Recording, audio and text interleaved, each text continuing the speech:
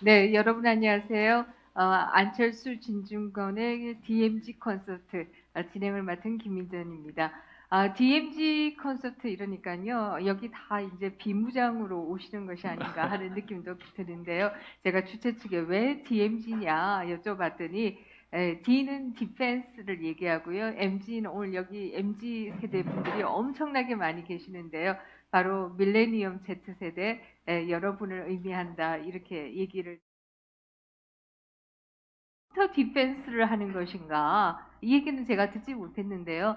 아마 여러분의 미래를 차용해서 쓰고 있는 세력으로부터 여러분을 디펜스하겠다 이런 뜻이 아닌가 하는 생각을 해봤습니다. 오늘 두 분의 주인공입니다. 함께 선을 넘다라고 하는 책을 쓰셨죠. 소개해드리겠습니다. 먼저 안철수 대표입니다. 네. 여러분 뜨거운 박수로 맞이해 주시기 바랍니다. 네, 그리고 아마 여러분 세대에서 가장 좋아하는 정치평론가라고 한다면 단연 이분이 아니신가 하는 생각을 하게 됩니다. 여러분 진중권 교수 모시겠습니다.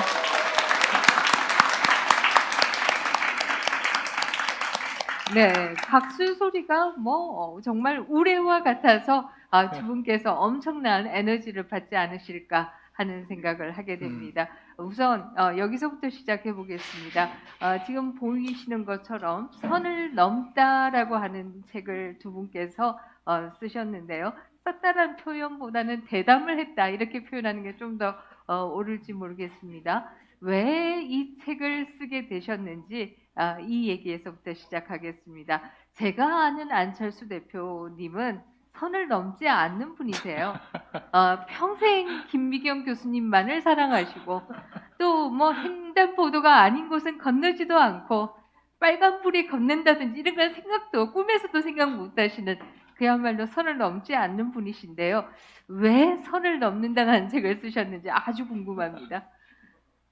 아마 또 진 교수님께서 더 자세하게 설명하시겠습니다만 우리나라는 지금 나눠져 있습니다. 좌우가 나눠져 있고 세대별로 나눠져 있고 지역별로 나눠져 있고 분야별로 나눠져 있고 그런데 이 선을 넘지를 않으면 이제 우리나라 미래가 없다고 생각해요. 사실 제가 융합대학원 대학 원장을 했었는데요. 사실은 융합이라는 게 뭐냐? 선을 넘는 거거든요. 그래야지 지금까지 없었던 새로운 게 만들어진다. 그래서 선을 넘자 그 뜻이었습니다. 네, 좋습니다. 제가 조금 전에 듣기를 두 분께서 5번을 만나셨다고 들었는데요. 근데 자료 화면을 보시면 책 속에도 사진이 나옵니다만은 전혀 손을 안 넘고 아주 멀찌감치 떨어져 계시더라고요. 5번씩 만날 때 어떤 느낌이셨어요? 그건 대답을 하려면 어쩔 수 없고요. 붙어서 할 수는 없잖아요. 떨어져 있는 건데 그건 이미지일 뿐인 것 같고 여러 가지 수많은 주제들로 이제 나눠서 얘기를 했고 거기서 많은 부분에서 공감을 이뤘고요. 좋은 시간이었습니다. 저한테는 개인적으로 특히 이제 우리 안철수 후보님 같은 경우 후보님이신가 보죠. 특히 과학기술 쪽 부분에 대해서 저도 평소에 관심이 좀 많았고 저도 테크노 에스테틱, 통섭, 그 다음에 예술과 테크놀로지의 결합 이런 부분들에 평소에 관심이 많았기 때문에 그 부분에 대해서 궁금한 것도 많았고 그래서 거기서 좋은 말씀 많이 들었습니다. 좋은 기회였습니다. 저한테는. 네, 그야말로 인문학의 대가 우리 진중권 교수님과 그리고 또 융합의 그야말로 대가라고 얘기해 드릴 수 있는 안철수 전 교수님이 만났으니까 아마 그야말로 선을 넘는 많은 대화들이 있지 않았을까 하는 생각을 하게 됩니다. 오늘 이 북 콘서트는 2부로 나눠서 하겠습니다. 1부는 용감한 정치권, 용감한 한국 정치, 넷플릭스 시대의 명화 극장을 틀다 이 주제로 1부가 진행되겠고요. 2부는 이념적 도그마와 진영 논리의 선을 넘어 미래로 라고 하는 주제로 2부가 진행되겠습니다. 1부는 이게 무슨 얘기지 하면서도 아마 현 정치권이 너무 문제가 있다 이 얘기인 것 같다라는 느낌을 가지게 되고요. 아마 2부는 그래서 우리가 미래로 가기 위해서 무엇을 어떻게 해야 하는가 이에 대한 얘기다 이런 생각이 드는데요. 제가 이 1부 주제를 제목을 딱 보면서 느낀 것은 여러분들은 명화극장 아세요? 모르죠. 명화극장을 모르시는 세대 아니세요? 그래서 이 대본을 쓰신 분도 약간 신내가 나시는구나 하는 생각을 아니. 금기어인가요? 아웅산이 어디에 있냐 그러더라고요. 아웅산이 무슨 산이냐고. 네, 좋습니다. 그래서 일부 주제는 그야말로 시대착오적인, 뭐 그렇게 표현하면 되겠습니다. 시대착오적인 한국 정치에 대한 얘기에서부터 시작하겠습니다. 뭐 시대착오적이다 제가 이렇게 규정을 했습니다만은 그동안 제가 사실 이 책을 금요일날 받아서 좀 보면서 앞부분을 보면서 굉장히 가슴이 아팠어요. 2016년 책의 내용 가운데 2016년에 국회의원 선거에서 그야말로 역대 제3당 가운데 가장 많은 의석을 얻었지만 곧 이어서 리베이트 사건에 연계되면서 그러면서 결국 대표직을 그만두게 되었다 이 얘기를 봤는데요. 또 그때 기억도 나고 굉장히 가슴이 아팠는데요. 사실 이 제3지대의 정치 물론 요즘은 이제 안 대표님이 우리는 제3지대가 아니라 제1지대다 이렇게 말씀을 하고 계십니다만은 그럼에도 뭐 객관적으로 얘기하면 제3지대라고 얘기할 수 있을 텐데요. 10년의 제3지대 정치 참 쉽지 않으셨을 것 같아요. 어떤 분들이 그러시더라고요. 특히 30년, 40년 이렇게 정치 현장을 취재하신 여러 언론인 분들이 대한민국 정치 70여 년 역사상 이렇게 거대 양당에 속하지 않고 바깥에서 이렇게 오래 살아남아 있는 사람은 처음이다. 이런 말씀을 하시는 겁니다. 그러니까 어떻게 보면 사실은 정치를 편하게 하려면 양당 중에 한쪽에 속하면서 거기서 편하게 정치할 수 있었겠죠. 그러니까 저는 어떻게 보면 어려움을 선택했고 나아가서 실패를 선택을 했던 것 같아요. 대한민국 정치를 바꾸기 위해서. 네, 뭐 실패를 선택했다 이렇게 말씀하시지만 또 그 가운데에는 굉장히 많은 성공과 또 열정도 있었다라는 생각은 하게 되고요. 또 다른 한편에 있어서는 안철수 대표님과 같은 의지를 가진 분이시기 때문에 또 한국 정치의 10년을 견뎌오신 게 아닌가 이런 생각도 드는데요. 어떤 면에서는 2012년 대선 국면과 안철수 대표님이 등장한 2012년 대선 국면과 지금의 국면이 굉장히 유사하다 이런 얘기들을 많이 하고 있습니다. 예를 든다라고 하면 2010년, 11년 이 당시에 한국 서정가를 강타했던 책이 바로 정의란 무엇인가. 다시 말해서 왜 이렇게 한국 정치에 정의가 없는가 예. 이 생각 때문에 정의란 무엇인가라는 책이 그야말로 열풍을 일으켰는데요. 이번에 또다시 공정이 논의가 되고 있습니다. 공정이 화두로 등장하고 있어요. 이 부분 어떻게 보고 계시는지요? 제가 혼자서 이야기 아니요. 계속 하는 게 약간 부담스러운긴 한데. 네, 그렇습니다. 그러면 진 교수님께 예. 먼저 갔다 오겠습니다. 그 한국 정치가 제가 볼 때는 이제 두 개의 위대한 이야기가 다 끝난 것 같아요. 하나는 이제 산업화, 박정희 실화로 나타났던 산업화 서사가 이미 끝났고 그거를 리사이클링하다 실패한 게 박근혜하고 이명박 정권이라고 생각합니다. 이명박 정권은 박정희 정권의 그 경제 정책, 고도성장 정책을 리사이클링하다가 시대착오적이잖아요. 그래서 망가진 거고 박근혜 정권은 그것의 상부 구조, 정치 구조마저도 3공으로 돌리려다가 결국 탄핵을 맞은 거라고 보고 그다음에 민주화 서사도 이제 끝났다고 보거든요. 지금 민주당 사람들 같은 경우에는 1987년 체제 아직도 그 생각을 갖고 있잖아요. 보면은 아직도 자기들이 개혁 세력이며 박근 적폐 세력이고 우리는 혁명가이며 박근 다 반혁명 반동 세력들로 둘러싸여 있다. 그러니까 우리가 이겨야 된다. 이런 멘탈리티에 사로잡힌 있는데 권력은 다 자기들이 갖고 있고 그렇죠. 행정부도 자기들이 장악하고 입법부도 180석이고 그다음에 시민사회 단체나 뭐 이런 것들 몽땅 다 자기들이 장악을 하고 있어서 기득권층으로 이제 변해버렸단 말이죠. 그래서 바로 그 얘기가 나오는 겁니다. 아니 기회는 평등하고 뭐 과정은 공정하고 결과는 정의로울 것이다라고 얘기했던 그 사람들이 조국 사태를 통해 가지고 그걸 보여준 거잖아요. 얼마나 썩었는지. 그들이 새로운 기득권이 됐고 심지어는 그 사실조차도 인정 자체를 안 하잖아요. 인정 자체를 안 하고 있는, 이러다 보니까 공정이라는 화두가 다시 등장할 수밖에 없는 것이고요. 저는 그게 이제 문제라고 봅니다. 1987년에는 그냥 대통령을 내 손으로 뽑게 해달라는 국민의 염원 하나였어요. 그것 때문에 지금 대통령제가 이렇게 있는 건데, 그러다 보니까 어떤 문제가 되냐면 우리나라 정치가 양당의 독식 구조가 돼버리고, 이 양당의 두 개 다 사실은 기득권 정당인 거예요. 상대의 잘못을 먹고 사는. 이러다 보니까 모든 대선 때마다 제3후보가 등장해요. 그건 바로 뭐냐면 국민들이 이 체제에 만족하지 못한다라는 겁니다. 그런데 뭐 안철수 대표적인 예지만은 등장하면 이제 어떻게 되냐면 현실 정치가 기득권 구조로 쌓여 있기 때문에 항상 좌절할 수밖에 없는 구조거든요.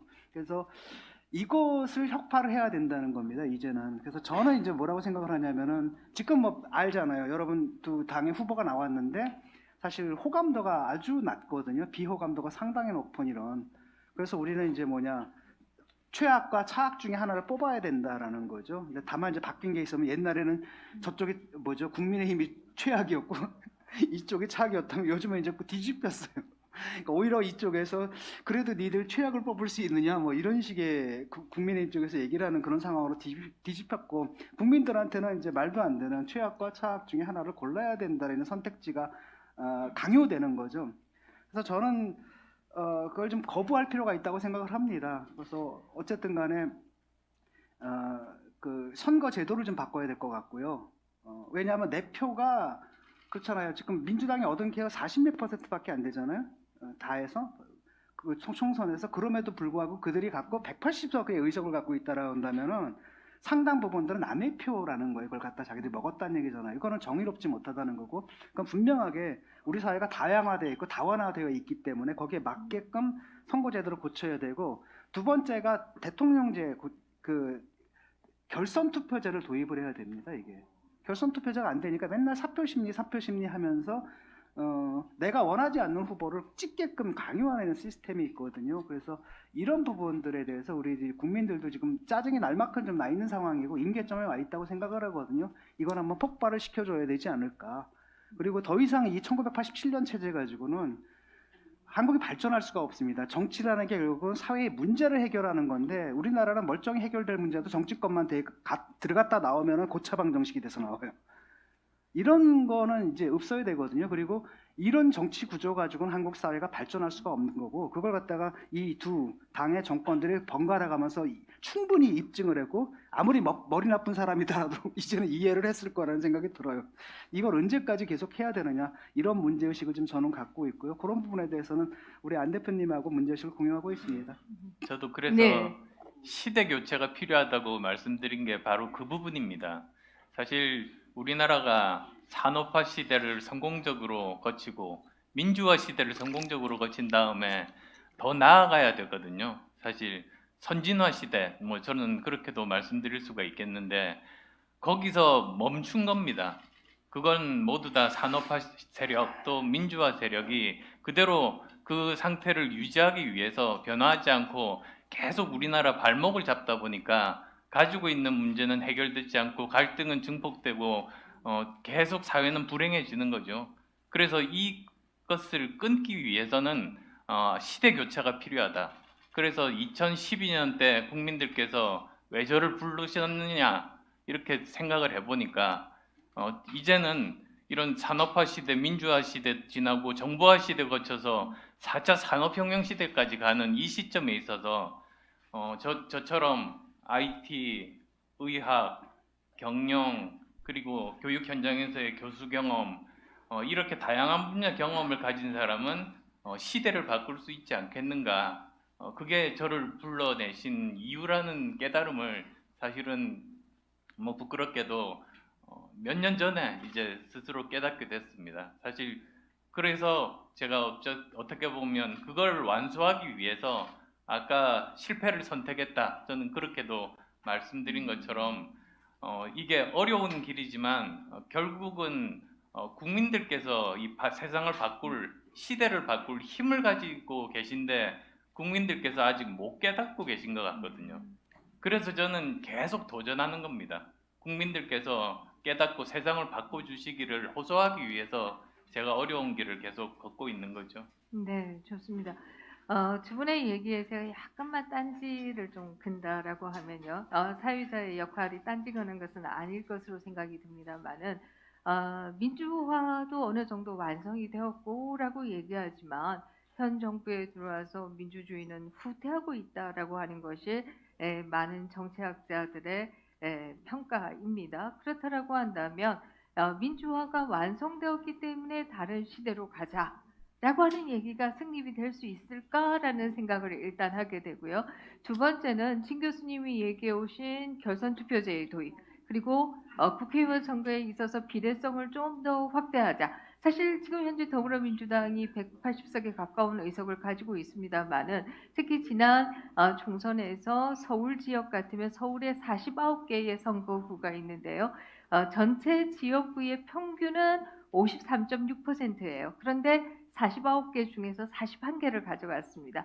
이것이 이제 더불어민주당이 엄청나게 의석을 많이 가져가게 되는 원인이 된다 이렇게 얘기할 수 있는데요. 이렇게 제도가 지나치게 인위적인 다수를 만들어내는 것이 아니냐. 그것을 통해서 소위 말하는 요즘 입법 독재라고 하는 게 나타나는 것이 아니냐. 그러므로 제도를 바꾸자. 이런 말씀이신데요. 근데 문제는 이런 게 아닐까 하는 생각이 듭니다. 제도를 바꾸기 위한 기회 구조라고 하는 게 언제 열리느냐. 지금 만약에 제도를 바꾸자라고 해서 연다라고 하면 더 나빠지는 게 아닐까 이런 걱정도 하게 되는데 어떻게 생각하세요? 예, 저는 이번이 사실은 기회라고 봅니다. 우리나라 대통령제가 제왕적 대통령제라고 말을 하지 않습니까? 그게 사실이고요. 그래서 제왕적 대통령제를 바꿔야 하는데 그 제왕적 대통령제를 바꿀 수 있는 힘을 가진 사람은 제왕적 대통령밖에 없습니다. 참 이렇게 아이러니하기는 합니다만 정말 사명감을 가지고 그 대통령에 이번에 뽑힌 사람이 그러한 전체적인 개혁을 주도해 나간다면 사실 새로운 시대를 열 수 있다고 생각하거든요. 그렇게 먼저 했던 대표적인 나라가 프랑스죠. 마크롱이 중도의 위치에서 당선이 되면서 그 전에 수십 년간 양당이 지배하던 그 프랑스의 양당을 허물어뜨리고 대통령이 된 이후에는 좌우에 정말 좋은 정치인들을 모두 다 갖다 쓰면서 프랑스에서는 도저히 해결할 수 없다고 생각했던 두 가지 프랑스 병, 노동개혁과 연금개혁을 해냈습니다. 사실 우리가 그 정도 수준의 어떤 개혁을 하지 않으면 앞으로 나가기가 힘든 그런 상황 아닙니까? 근데 2012년, 2017년 그리고 또 2022년을 보면 저는 이번이야말로 프랑스와 같은 그런 상황에 지금 접어들고 있다고 생각해요. 이 마크롱이 당선된 것 중에 하나가 진 교수님께서 말씀하신 것처럼 결선 투표제도 있지만 더 근본적인 원인을 따져보면은 이 거대 양당이 교대로 서로 사실은 적폐 교대를 하면서 국민들의 그 실망감이 쌓이고 쌓인 다음에 이제 도저히 양쪽을 못 믿겠다고 그게 폭발한 거죠. 그런데 그래서 양쪽이 다 허물어져 있는 상태니까 마크롱이 당선될 수 있었습니다. 2012년은 보면 저는 사실 진보 보수라고 부르고 싶지도 않고요. 그거 다 가짜 진보 가짜 보수니까 뭐 좌파 우파라고 부르게 되면 2012년에는 우파는 강고했죠. 좌파가 허물어져 있었죠. 그 다음에 2017년에는 좌파가 광고하고 우파가 허물어져 있었습니다. 그래서 마크롱처럼 양쪽이 허물어지지 않은 그런 상태에서는 이렇게 제3후보가 이기기가 참 힘든 그런 상황이었습니다. 따지고 보면 그래서 굉장히 힘든 도전을 그래도 저 나름대로 한 셈이었었는데요. 이번은 보면 양쪽 다 허물어져 있습니다. 그게 2012년과 17년과 굉장히 다른 점이고요. 지금 보시면 제가 조금 막말 비슷하게 한번 해보면 지금 국민들은 두 가지 선택을 강요받고 있다고 생각해요. 음주운전자와 초보운전자 중에 한 사람을 뽑아라. 그래서 대한민국 5년을 맡겨달라. 그런 건 있을 수가 없다고 생각합니다. 그래서 사실 저도 국민께 새로운 선택지를 드리기 위해서 또 이렇게 정말로 힘든 도전에 나섰습니다. 네, 진 교수님. 애초에 질문이 그 민주주의가 완성이 되지 않았다라고 말씀하셨지 않습니까? 근데 맞는 말씀이고요. 어느 부분에서는. 왜냐하면 현 정권 들어와가지고 민주주의가 후퇴한 건 사실이란 말이죠. 제가 계속 비판했던 지점도 그 지점이었고, 그리고 왜 그러냐면은 적어도 민주당이 과거에는 김대중 노무현의 정당이었고 리버럴 정당이었는데 지금의 민주당은 그 두 분이 이제 돌아가셨잖아요. 그러다 보니까 이제 학생운동권, 특히 NL 계열의 학생운동권들 586 세력이 당의 실권을 장악하면서 이 사람들은 한 번도 자유민주주의를 공부해 본 적이 없는 사람들이에요. 그러니까 고등학교 때까지는 국가주의를 배웠거든요. 박정희식 국가주의, 한국식 민주주의 뭐 이런 걸 배우다가 대학에 딱 들어서 아 속았네라고 하면서도 완전히 그 반대 극단으로 가서 그 민중민주주의라고 이른바 인민민주주의 사상이죠. 그걸 공부한 사람들이 아무런 반성 없이 그냥 정치권에 들어와가지고 어영부영 지내다가 권력을 잡다 보니까 지금 나라 운영하는 게 거의 학생운동권처럼 운동하잖아요. 대학 학생회 운영하듯이 이제 하는 거거든요. 그래서 여러 가지 시스템들을 공격을 하는 겁니다. 검찰을 무력화하고 감사원장 되고 그 사법부 장악하려고 하고 그 밖에도 언론 손대고 보면 민주당에서 하는 모든 입법들이 반자유주의적인 입법이에요. 언론중재법 듣고 그 다음에 재인산성 쌌잖아요. 이것들은 결국 뭡니까? 국민의 그 집회의 자유를 하는 거고, 그 다음에 역사 왜곡 처벌법 이런 것들 학계에 맡겨야 될 거를 갖다가 자기들이 막 처벌하려고 든다든지, 친일파 파묘법이라든지 쉽게 말하면 보훈에 관한 사항들도 자기가 법으로 들고 나오려고 한다든지, 뭐 박형승 금지법, 특정 판사 금지법, 심지어는 윤석열 출마 금지법, 뭐 이런 식의 막 말도 안 되는 이상한 해괴한 입법들을 하니까 한마디로 이 사람들 무식한 사람들이거든요. 그러니까 이런 거를 해왔다라는 겁니다. 근데 문제는 뭐냐면은 과연 그들이 성공했느냐? 성공 못했다라는 거예요. 왜냐하면 한국인 법치는 살아있다는 겁니다. 그들이 그렇게 공격을 했지만 사법부 판판이 5대 0으로 깨졌잖아요. 그래서 결국은 뭐만 했냐면 윤석열을 대선 후보로 만들어준 거예요. 사실은 이번에 선거 굉장히 쉽게 갈 수 있었거든요. 그들에게는. 그런데 어렵게 가는 거죠. 그냥 강적을 하나 만들어준 겁니다. 이렇게 돼버렸고, 지금 언론중재법도 자기들이 밀어붙이려고 했는데 결국 했어요? 못했어요? 못하거든요. 그건 바로 뭐냐면 아직도 자기들이 그렇게 권력을 갖다 쓰려고 하지만은 많은 곳에서 원칙을 지키며 살아간 수많은 사람들이 있어서 이 사람들이 법치를 지탱하고 있다는 사실을 보여준다는 겁니다. 그래서 이들은 하려고 한다 하더라도 사실은 이재명 후보가 되면 이거보다 더 심할 거예요, 아마. 왜냐하면 그 밑에 있는 사람들은 더한 사람들이거든요. 뭐 남총련이니 뭐 경기 동부연합이니, 이번에 그 정진상이라는 사람 있잖아요. 그 사람이 남총련 쪽 사람인데 옛날에 고무치사 하던 사람, 했던 사람을 데려다가 막 사장 안 치고, 이번에도 어떤 식이냐면은 이분 여러분 얼굴 아세요? 모르죠?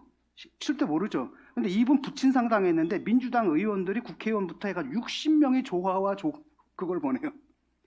보셨죠? 이번에 자기 이름이 딱 나왔잖아요. 그랬더니 한마디 하잖아요. 이분이 딱 나와서 그거 검찰에서 정보 흘리지 말라 그랬더니 검찰에서 죄송합니다 하고 사과문 발표하잖아요. 이거 무서운 일입니다, 지금. 그러니까 이분이 지금 경기 보면은 성남시에서 다 나타나죠. 성남시에서 나타나는 것들이 뭐냐면 이런 겁니다. 공식 조직을 다 무너뜨려요. 그러니까 성남시를 움직이는 것은 정진상이니 뭐 유동균이 하는 비선 라인들이 점조직처럼 있고, 그래가지고 말도 안 되는 저쪽 부하 직원이 사장한테 와서 물러나십시오 막 이렇게 얘기를 하는, 이게 옛날 운동권의 합법 조직이 있고 사실은 이 합법 조직을 밑에서 움직이던 그거 있잖아요. 그 작품을 그대로 갖고 온 거거든요. 그래서 사실 이름이 나왔으면 이분을 배제를 해야 되는데 이분을 갖다 쓰잖아요. 그건 결국 뭐냐면 이분이 해주는 그 은밀한 일 없이는 사실 통치가 불가능하다는 거고, 그러면 앞으로 이제 이재명 정권이 등장하면 이 문재인 정권은 아마 장난일 거라는 겁니다. 그런데 이게 되느냐? 성남시에선 통할 수 있어도 전국구에서는 안 통하잖아요. 그러니까 계속 충돌이 일어날 겁니다. 지금 이분 후보 돼서도 계속 공식 라인들하고 심지어는 자기 정부하고 싸우잖아요. 막 이런 일들이 굉장히 심해지고, 그걸 통해서 막 시원하게 던지고 그다음 초법적으로 막 해내는 모습을 보면서 아, 행정 능력 있다 이걸 과시하는 사람이란 말이죠. 파퓰리스트이기 때문에 이게 더 심해질 거라는 겁니다. 그럼에도 불구하고 통하진 않을 거라고 봐요. 우리 국민들의 수준이라는 게 이미 거기까지 올라왔고, 그래서 저는 그 부분은 걱정하지 않고 있고요. 다만 이제 제도는 바꿔야 됩니다. 마크롱도 아까 그냥 가볍게 넘어가셨지만 결선 투표자 아니면 못 가요. 그때도 생각해보세요. 2012년에도 만약에 결선 투표자 있었으면 어떻게 됐을까요? 그렇죠? 이번에도 어땠을까요? 그런 거라는 겁니다. 그래서 저는 이 제도라는 것들 형식 자체를 바꾸지 않는 이상은, 왜냐하면 저도 이런 문제의식을 진작부터 깨닫고, 그렇죠. 저는 이제 제 특징이 뭐냐면 여태까지 내가 찍은 사람이 대통령이 된 적이 없는 투표를 해온 사람이거든요. 한 번도. 왜냐하면 될 사람을 찍는 게 아니라 되는 사람을 찍어야 되고, 모든 국민들이 나처럼 해야지 상황이 바뀐다는 하나의 젊은 믿음 하나 가지고 버텨왔는데 한 20년 해보니까 이건 제도 바꾸지 않고 힘들다. 예. 사실 결선 투표제의 중요성은 우리가 1987년 민주화 이후에 첫 대통령 선거도 결선 투표제가 있었다라고 하면 아마 노태우 대통령의 시대는 없었을 것이다. 어떻게 보면 민주화가 되었는데 오히려 군부에서 휴준성 근처에서 그야말로 군대를 빼서 남쪽으로 오신 이분이 대통령이 되셨어요. 물론 대통령이 되고 난 이후에 국방 정책이나 뭐 이런 것에 대한 평가는 또 다르게 평가합니다만은, 그럼에도 불구하고 민주화 이후에 첫 대통령 선거에서 어떻게 군부 출신의 대통령이 나왔느냐라고 하는 것도 사실 결선 투표제가 있었다라고 하면 불가능했다 이렇게 얘기할 수 있겠죠. 아마 민주화 세력의 양김씨 중에 한 분이 2등을 했으면 결국 2차 가서는 그분이 당선되었을 것이다 이렇게 생각할 수 있고요.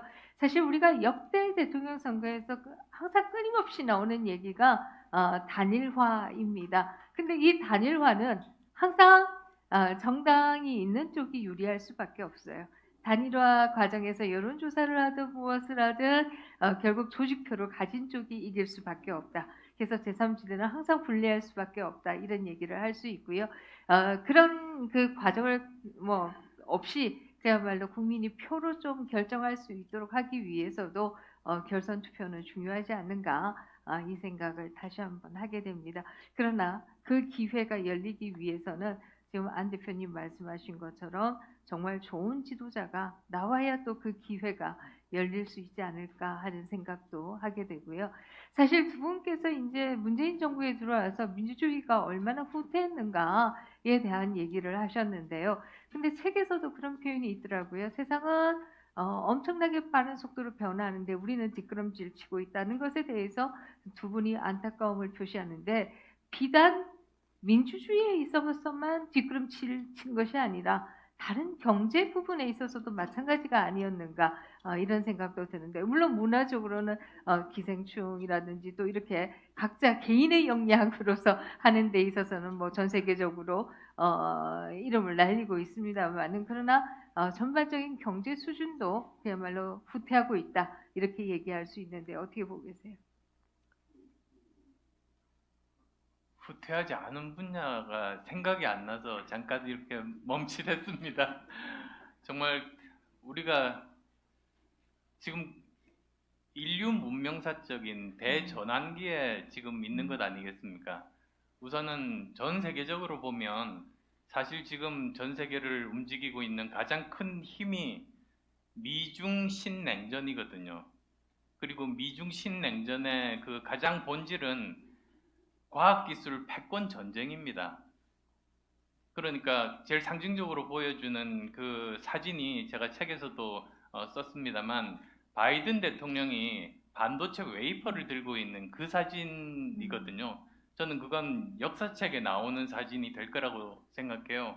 왜 그러냐면 이제는 과학기술 패권을 가진 나라가 세계를 지배하고, 그러면 국가 지도자는 그 전쟁의 맨 앞에 선두에 서서 사령관이 되겠다, 그걸 표시한 그런 사진입니다. 또 반대편에는 누가 있느냐? 시진핑이 있죠. 시진핑은 칭화대 화학공학과 출신인데요. 많은 분들이 그냥 중국몽만 아시는데, 중국몽의 핵심 중에 핵심은 무엇이냐면 과학기술 중국몽입니다. 시진핑이 중국의 모든 인력과 자원을 과학기술에 지금 쏟아부어서 과학기술 패권을 장악하려고 하고 있거든요. 지금 우주항공 산업을 보시면요, 저는 미국을 거의 오히려 앞서가고 있다는 생각까지도 들 정도예요. 달 뒷면에 미국도 못한 그 달 뒷면에 착륙을 시키고 화성에 가고 그 다음에 또 그 우주 스테이션 같은 경우는 미국은 이제 거의 사용 연한이 다 돼가는데 중국이 새롭게 쏘아 올리거든요. 그런 식으로 오히려 이제 미국을 앞서가기 시작하는 이런 상황에서 대한민국의 생존 전략은 무엇이 되어야 될 것인가? 그리고 또 앞으로 우리가 무엇을 먹고 살 것인가? 그게 저는 이번 대선에서 정말로 중요한 미래 담론이 되어야 된다고 보는 것이 지금 그것에 대해서 전 국민적인 공감대가 이번 대선 과정에서 형성되지 않으면 우리 미래가 없습니다. 네, 지금 뭐 중국과 미국의 경쟁에 대한 얘기하셨는데요. 사실 뭐 그런 말 있죠. 중국의 천재들은 미사일을 쏘고 한국의 천재들은 주사를 놓는다. 이런 얘기도 있는데요. 물론 뭐 각자 자기의 재능에 따라서 선택하는 것이긴 합니다만은 지나치게 최근에 와서 우리가 과학 기술의 중요성 이런 것에 대한 강조가 없어지고 점점 그런 것에 대한 관심이 약화되고 있는 것이 아닌가 하는 생각도 들죠. 네, 신 교수님. 대담에서 제가 말씀드렸는데 이제 저도 이제 과학기술 쪽에 굉장히 관심이 많거든요. 그래서 그 고등과학원 이런 데서 하는 여러 가지 세미나 같은데 발표회 같은 데 가서 참가하고 그다음에 중국 학자들하고 좀 얘기를 할 기회가 있었는데 뭐 저는 모르겠어요. 다른 분야는 모르겠는데 특히 인문학 분야에서는 그 중국 학자가 우리보다 훨씬 앞섰더라고요. 우리보다 AI에 관해서 인공지능에 관해 가지고 거기서 벌써 철학자들하고 랩하고 같이 연결을 해가지고 경험적인 연구를 하고 있더라고요. 우리는 뭐 인공지능이 인간을 따라잡을 것이냐, 뭐 싱귤레러티가 언제 올 것이냐 이런 뻘소리를 하고 있는데 그 사람들은 벌써 그렇게 아주 구체적으로 나가고 있는 걸 보고 굉장히 큰 충격을 받았거든요. 그게 벌써 4년 전 일입니다. 지금은 더 하겠죠.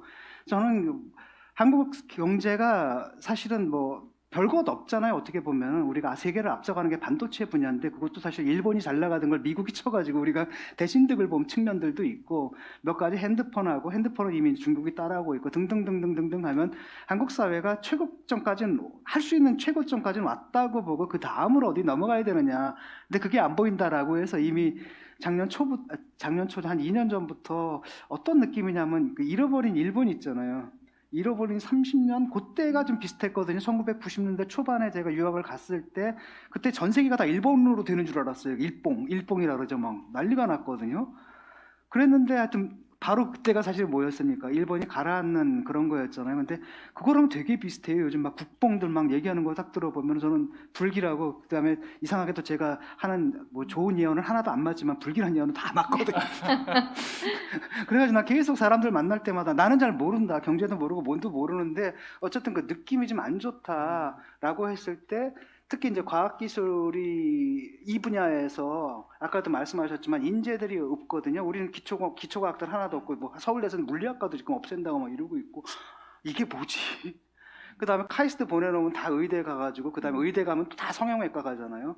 그러니까 이게 이래서 되나 싶은 그런 그 걱정들이 있습니다. 그리고 뭔가 좀 돌파를 해내야 된다. 아까도 얘기했듯이 이제 경제라는 것이 과학기술과 너무나 밀접하게 연결되어 있고 지금 중동이라는 게 별로 의미가 없어졌잖아요. 이제 에너지라는 게 오히려 반도체 이런 쪽이다 보니까 미국의 관심이 또 이제 동아시아, 특히 중국, 일본, 한국 이런 쪽으로 와버렸다라는 것들. 거기서 핵심적인 것들이 바로 IT 쪽 그런 부분이란 말이에요. 근데 거기에 대해서 우리는 얼마나 반도체 외에 얼마나 준비가 되어 있느냐.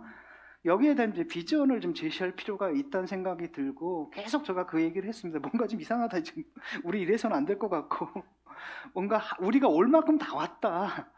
근데 이제는 뭐 좀 내려갈 일만 있는 거 아니냐 이런 불길한 예감이 들어요. 그래서 거기에 대한 어떤 대책을 대선 후보들이 좀 제시를 좀 해야 된다고 생각하고 그건 한 캠프의 문제가 아니라 사실은 한국에 있는 모든 전문가들을 모아서 토론하고 그 다음에 제시를 하고 그 다음에 누가 집권을 하든 간에 이것은 정권이 바뀐다 하더라도 일관되게 나갈 수 있는 어떤 국가적인 비전을 제시해야 된다.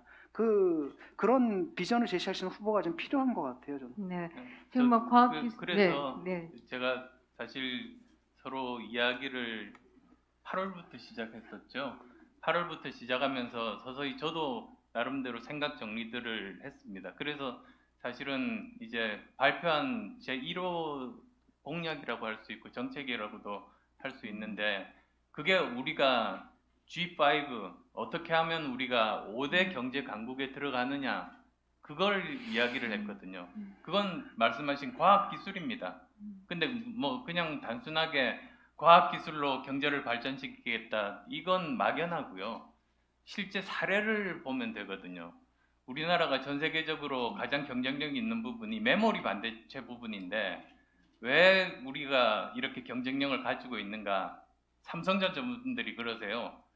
우리는 과학기술 초격차로 1위를 유지하고 있다는 그런 말을 합니다. 즉 1등, 2등 차이가 별로 되지 않으면 언제든지 뒤바뀔 수 있지만 도저히 2등이 못 따라올 정도로 격차를 벌리는 초격차 기술을 만들어 놓으면 그러면 우리는 이제 계속 그 경쟁력을 유지할 수 있다는 거고요. 거기서 제가 생각했습니다. 그렇다면 우리가 그 분야뿐만 아니라 지금 세계 1위 그룹에 속하는 아직은 1등은 아니지만 초격차 기술은 아니지만 1위 그룹에 속하는 기술들을 초격차 기술로 만들면 그러면 되는 것이 아닌가.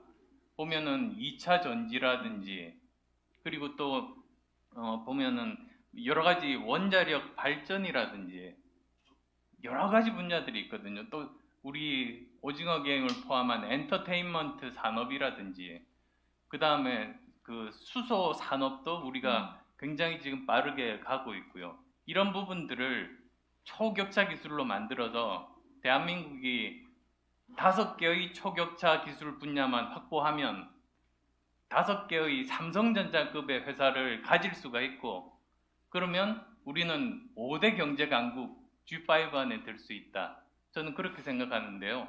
그 5등이라는 게 사실 어마어마하잖아요. 근데 이렇게 생각해 보시면 돼요.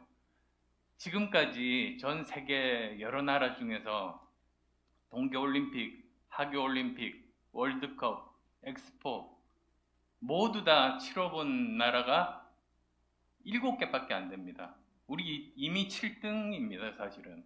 그러니까 좀 더 노력해서 이런 과학 기술을 제대로 초격차 기술 분야를 확보를 하면 우리는 5등 안에 들 수 있다. 저는 그런 자신감이 있습니다.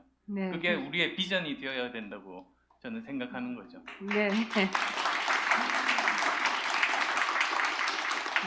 사실 좀 말씀드리면서 뭐 굉장히 많은 질문들이 떠오르는데요. 그러나 여러분의 박수와 함께 1부를 마무리해야 될 것 같아요. 너무 시간이 빨리 가는데요.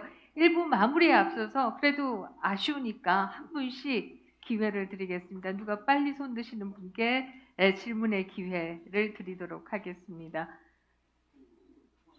자, 저희가 시간이 많지. 네, 뒤쪽에 다 계시는군요. 네, 우리 맨 앞에 앉아 계시는 분. 네. 네, 저 질문 하나 있어서 질문을 드리겠습니다. 지금 앞서서 말씀하셨듯이 대한민국 사회가 참 문재인 정부 이후에 갈등이 직업 간의 갈등이나 세대 간의 갈등, 네. 남녀 간의 갈등 등 여러 가지 갈등들이 많이 있는데 저는 이러한 것들을 이제 정치인들이 먼저 나서서 앞에 나서서 풀어야 되는 것이 사명이라고 좀 생각을 하고 있거든요. 그래서 이런 부분들을 해결하는데 이제 대표님이나 진중권 교수님이 생각하시기에 어느 정도 걸릴지 그리고 어떤 방안으로 해결할지가 궁금합니다. 네, 한 분 더 듣고 같이 답변 드리도록 하죠. 우리 여학생, 네, 흰 옷 입은 여학생으로 가겠습니다. 죄송합니다. 다음번에 기회를 드리죠.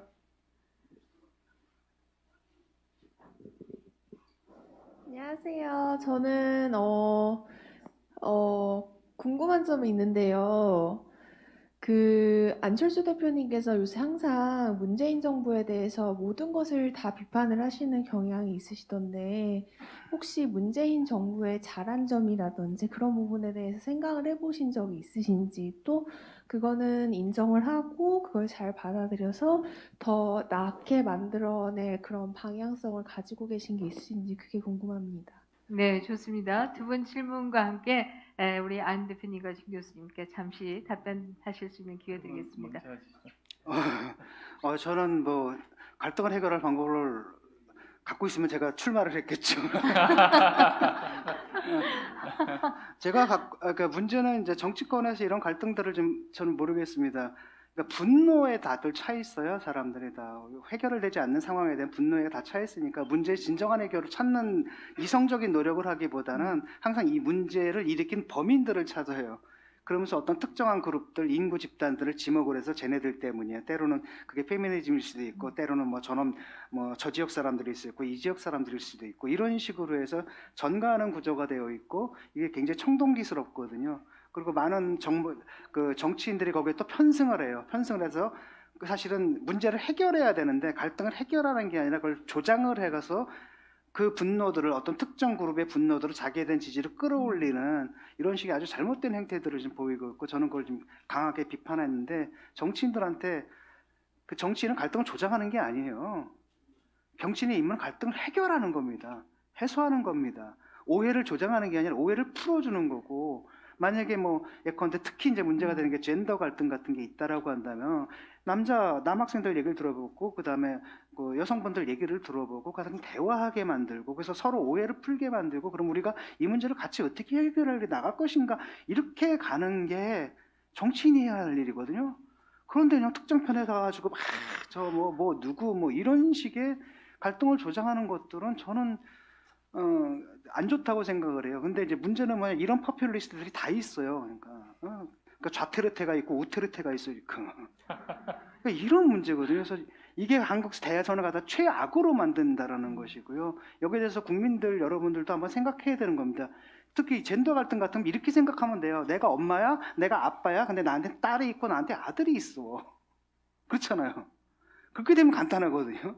근데 마치 한쪽은 뭐 자기 여동생이 없는 것처럼 한쪽은 저 남자가 없는 것처럼 이렇게 얘기를 하고 그걸 막 조장을 하고 그래서 편가르고 그 특정 커뮤니티에 들어가가지고 막 선동을 하고 그래서 지지를 얻어내고 그걸 인기를 얻고 이런 게 저는 이제 문제라고 생각하거든요. 그래서 정치인들 진짜 반성해야 합니다. 그러니까 저는 오히려 장혜영 의원이 그런 얘기를 하더라고요. 정말 생각이 다른 두 사람끼리 저먼 토크라는 게 있대요. 얘기를 하게 한답니다. 한 2시간 동안. 그러면 그렇다고 이 사람들이 생각이 바뀌지는 않아요. 근데 끝나고 나면 뭐라고 얘기를 하냐면은 그래도 저 사람이 무슨 얘기를 하는지는 알겠다.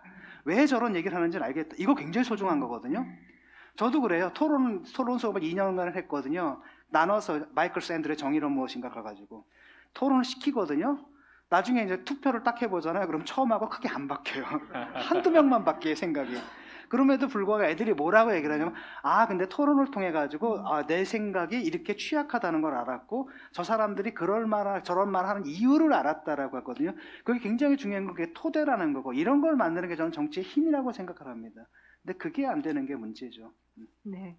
예, 저도 이어서 말씀드리면 사실 우리나라 정치에서 제일 안 좋은 그런 문화가 국민을 편을 갈라서 싸우게 만들면서 정치인이 자기 정치적인 이득이나 지지 세력을 확보하는 거 아니겠습니까? 그리고 또 요즘 보면 좀 더 교묘하게 소수와 다수를 나눠가지고 소수를 악마화시키고 다수를 공격하게 만드는 거죠. 그렇게 되면서 정부가 사실은 비난을 받을 일이 있을 때 오히려 악마화된 소수를 대부분의 국민들이 싸우게 만들면서 거기에서 비난에서 빠져나가는 수단으로 이용하는 이런 것들이 저는 정말로 해서는 안 되는 그런 일이라고 봅니다. 그러면 어떻게 할 것인가? 뭐 또 마크롱이 실제 사례니까 제가 말씀을 드리면 마크롱이 국회의원 한 명도 없는데 당선이 됐습니다. 근데 마크롱이 했던 일이 좌우 가리지 않고 합리적이고 능력 있는 정치인들은 모두 다 기용을 했죠. 그리고 또 전문가들, 정치를 하지 않았지만 전문성이 있는 분들을 기용을 해서 문제 해결에만 집중했습니다. 세상을 바꾸는 데만 집중했습니다. 그래서 뭐 이 해법이 좌파 이념인지 우파 이념인지 이게 중요한 게 아니라 지금 현 시점에서 우리가 가지고 있는 문제를 해결할 수만 있으면 뭐 어떤 것도 좋다. 즉 뭐 저 흥묘 백묘 이야기와 똑같은 그런 접근을 했거든요. 근데 그렇게 일단은 대통령이 좌우 인재를 편가르지 않고 골고루 등용을 하니까 거기에 따라서 또 국민들도 이렇게 통합이 되게 되고 그게 전 사회적으로 퍼져나가는 겁니다. 사실 그래서 제일 처음 시작은 이렇게 인사를 할 때 편 가르지 않고 전체 인재 풀 중에서 사실 우리나라가 인재가 얼마나 많습니까? 근데 5천만 국민을 가진 국가 중에서 거의 모든 분야에서 세계적인 수준의 인재를 가진 나라는 전 세계에서 대한민국이 유일합니다. 저는 그건 확실히 압니다. 근데 문제는 이렇게 많은 인재가 있는데 일단은 사실은 처음에는 그 한 진영의 대표로 대통령 후보가 되는 거죠. 그러면 진영을 대표해서 열심히 뭐 경쟁하죠. 근데 일단 대통령이 되면 진영의 대통령이 되면 안 되거든요. 전 국민의 대통령이 돼야 되잖아요. 진영의 자산이 되면 안 되고 전 국민의 자산이 되어야 되는 것 아니겠어요? 그래서 전체 인재를 등용을 해야 되는데 그게 아니라 이 전체 인재 중에서 우리 진영, 그 다음에 또 그 중에서도 내가 만나본 사람, 그 중에서도 내 말 잘 듣는 사람, 그러니까 결국은 무능하고 도덕적이지 못한 이런 사람들만 이렇게 등용하게 돼서 사회 문제를 해결하지 못한다. 네, 알겠습니다. 그렇게 말씀드립니다. 지금 두 분의 지금까지 말씀을 들어보면 두 가지로 요약할 수 있을 것 같아요. 한국 정치의 비극이 어디 있는가? 그것은 문제 해결의 정치가 아니라 바로 어떻게 편을 가를 것이냐라고 하는 정치 공학의 중심에 가 있다라고 하는 것과 더불어서 또 한국 선거에서는 중도의 표를 받기 위해서 오히려 선거 때는 중도의 옷을 입지만 당선되고 나면 중도의 옷을 버리고 자기 진영으로 넘어가 버린다라고 하는 게 또 역대 대통령과 또 역대 정부가 보여준 모습이 아닌가. 이 때문에 선거가 끝나고 나면 중도 유권자들은 다 그야말로 실망할 수밖에 없는 상황들이 만들어지는 것이 아닌가 하는 생각을 하게 됩니다. 자, 이렇게 해서 1부 마무리하겠고요. 곧 이어서 2부로 넘어가겠습니다. 우리 중간 광고 이런 건 없으니까요. 막바로 2부 가면 되는 거죠? 네, 좋습니다. 네, 박수 한번 더 주시는군요. 네. 2부를 연속으로 할 거면 아까 두 번째 질문하신 분 답은 또 제가 드려야 될 것 같아요. 네, 좋습니다. 예. 이 꼼꼼함. 저는 벌써 잊어버렸는데 잊지 않고 계시는 것 같아요. 그러면 2부의 시작은 우리 두 번째 질문자의 답변으로부터 시작하겠습니다. 저는 문재인 정부에도 공과 과가 있다고 생각합니다. 사실 이 정부를 맡은 정치 세력이 처음부터 나쁜 의도로 정책을 만든다고 생각하지는 않아요. 선의를 가지고 정책을 시작하는 거죠. 부동산 정책도 그렇고 사실은 소득주도 성장 정책도 좋은 의도로 시작했다고 하는 거는 저는 의심하지 않습니다. 그리고 또 이제 대북 관계에 있어서도 극단적인 이런 적대적인 관계보다는 어떻게 하면 이 평화를 유지할 수 있을 것인가 거기에 방점을 찍어서 노력했던 것 저는 그건 다 이렇게 인정합니다. 근데 문제는 현실을 너무 몰라서 부동산 정책의 그 결과가 어떻게 됐습니까? 결국은 청년들은 집 살 희망을 잃어버리고 겨우 집 한 채 가지고 있는 사람은 세금 폭탄 때문에 주거가 불안정해지고 오히려 그 투기 세력들은 엄청나게 돈을 벌어버렸습니다. 그건 완전히 정책의 의도와 반대되는 결과가 나왔거든요. 그리고 소득주도 성장도 마찬가지죠. 소득주도 성장 같은 경우도 정말 어려운 분들의 최저임금을 올리는 거 누가 반대하겠습니까? 그런데 문제는 속도가 빠르다는 점, 그 다음에 또 우리나라 이 구조가 자영업자가 많다는 점을 간과한 겁니다. 그러다 보니까 자영업자는 최저임금을 올린다고 자기가 자기 월급 못 올리거든요. 오히려 고용하는 사람에게 월급을 줘야 되는 부담이 너무 빨라서 적응을 못해서 고용을 못하게 되는 거죠. 그러니까 이렇게 현실을 모르고 정책을 했던 것이 정말로 문제이고요. 사실 근데 더 큰 문제는 그렇다면 현실에서 원한 결과가 나오지 못했다면 빨리 인정하고 바꾸는 노력이 필요하잖아요. 근데 그걸 끝까지 고집을 피우고 밀어붙이고 몇 년만 기다리면 이게 우리가 원하는 결과가 나올 거다. 이렇게 한 것 자체가 사실 저는 더 큰 문제라고 봅니다. 즉 의도가 아무리 선하고 그리고 정책도 실패할 수 있는 거죠. 그런데 가장 큰 문제는 인정하지 않고 정책을 안 바꾼 데 있다. 저는 그렇게 말씀드리고 싶어요. 저도 마찬가지인데 저는 정권의 의도가 선했다고 생각을 해요. 저랑 예, 공감이네. 어느 정권이든 간에 다 국민들을 국민들 정말 내가 괴롭힐 거야 이런 그렇게 생각하는 사람이 있을 것 같기도 한데 갑자기 그런 떠오르는 사람은 사람이 없는데 대부분은 의도는 선했는데 항상 선한 의도가 선한 결과를 낳는 건 아니거든요. 그 문제점들을 보게 되면 이 정권의 이제 특징 중에 하나가 저는 계속 제가 운동권에 있어서 보면 알잖아요. 그러니까 대중선동의 방식들 이런 데 너무 의존하거든요. 그러니까 정책을 정치로 이해를 해요. 그러니까 항상 이번에 들었거든요. 최저임금 저는 상승하는데 올리는데 찬성하거든요. 근데 그게 왜 하필이면 10,000원이야? 그 10,000원 지금 왜 10,000원이어야 돼? 그다음에 왜 몇 퍼센트야? 그게 이제 경제적인 그러니까 우리 경제가 견딜 수 있는 부분에 대한 이런 시뮬레이션을 통해서 합리적인 숫자가 나와야 되잖아요. 그게 아니라 그냥 정치 구호로 땅 때리는 겁니다. 그다음에 여기 반대하면은 수구 기득권이에요. 이래서 몰아치자 이렇게 되거든요. 매사 부동산도 그렇습니다. 이렇게 되면은 사실은 시장에서는 이렇게 우리가 임팩트를 가게 되면 시장 항상 보복을 해오잖아요. 그러니까 여러 가지를 통해 가지고 이렇게 가야 된다라는데 이것도 뭐냐면은 국회에서 토론 한번 안 하고 그냥 180석으로 밀어붙였단 말이죠. 만약에 토론을 했으면 거기에 따른 여러 가지 문제점들이 지적이 되고 입법이 보완됐을 맞아요. 겁니다. 근데 이걸 하면서 뭐라 그랬냐면 봐라 저 기득권 세력이 부동산 투기 세력들이 우리를 방해한다. 그러니까 우리가 밀어붙여야 돼. 이게 개혁 세력의 사명이야. 라고 했다가 저 모양 저 꼴이 됐거든요. 매사가 저런 식이에요. 항상 그 상상계가 항상 자기들은 개혁 세력이고 그러니까 정책으로 이해하는 게 아니야. 정책은 굉장히 미묘하잖아. 이렇게 되면 현실에서 이런 문제가 발생하고 그럼 이건 어떻게 보완하고 블라블라블라 이렇게 해가지고 합의를 이뤄내고 이래야 되는데 항상 뭐냐면 정치입니다. 딱 해야 돼. 근데 저놈들이 반대하네. 기득권이네. 그럼 저놈들은 어떻게 하지? 무조건 다수야. 그 다음에 다수결이 민주주의야. 이렇게 되는 거고 그 다음에 때로는 초법적인 통치를 하는 거죠. 근데 원전유도 그래요.